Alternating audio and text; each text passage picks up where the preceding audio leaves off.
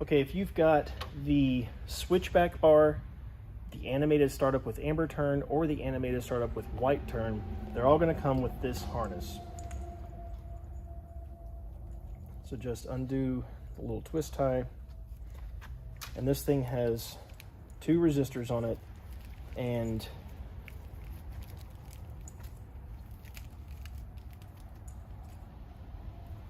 3 input plugs and 2 output plugs. When you stretch it out, you can kind of lay it across your grill like this. Generally, we recommend the 2 of these that are closer together to be on the driver's side, and then the one that's by itself on the passenger side. So the 2 that are closer together, one of them is a 3-wire and one of them is a 2-wire. If you see the wire cut off there, just don't worry about it. That's what we do here in-house, because you only need 2 wires for the daytime running light.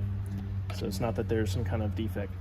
So on these, once you've removed your headlights and your parking lights, you want to take the included grease. You can see we've already done it here, but just fill that cavity with grease and take that 3-wire plug and match it up to your factory socket.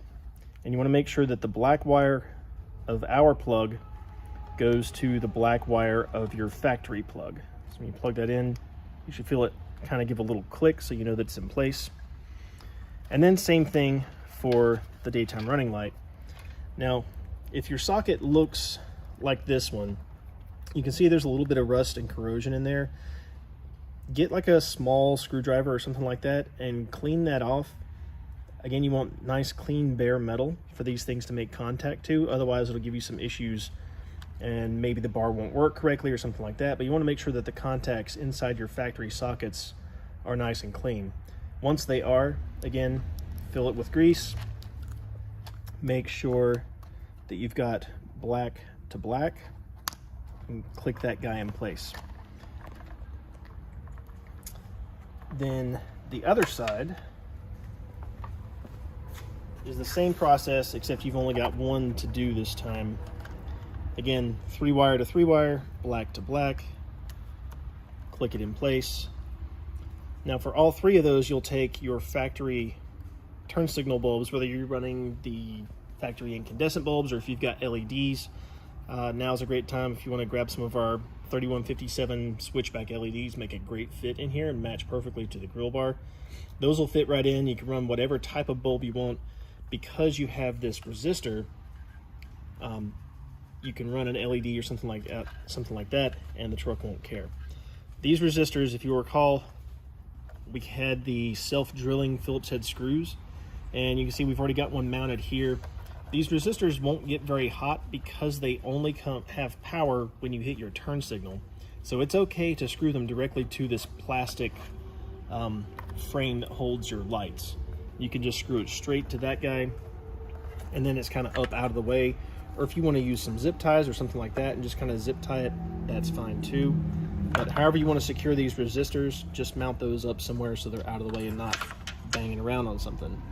And as I said, you put your bulbs back in here, and then those go back into whatever parking light assemblies you're running.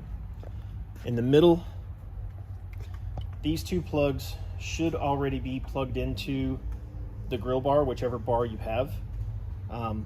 It'll be the white and black wired plug is what provides power.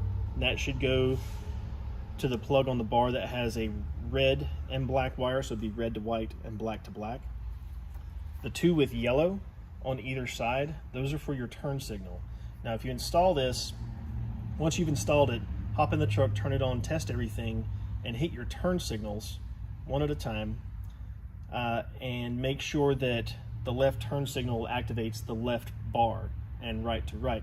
If it doesn't, the easiest fix is to unplug this wire with the yellow plugs, flip it over, and plug it back in, and that will switch them around.